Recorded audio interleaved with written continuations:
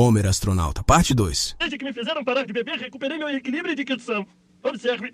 Sou o modelo de um novo Major-General. Tenho informações sobre vegetais, animais e minerais. Ah, isso não é nada. Olha isto. Era uma vez um homem de manto cheio de...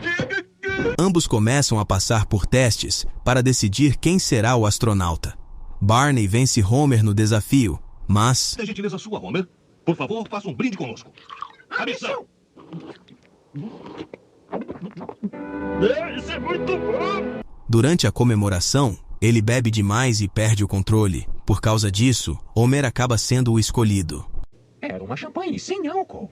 Ah, bom, Homer, acho que você é o vencedor por não comparecimento. Na hora de partir para o espaço, Homer sente medo e liga para Marge. Quero continuar com isso. Mas é que sendo astronauta eu consegui o respeito de vocês. Homer, quando eu conheci, você não era um astronauta. Não sabia nem ligar o rádio. Mas continuo respeitando você e sempre respeitarei, não importa o que seja. Homer, você já discou. Ah,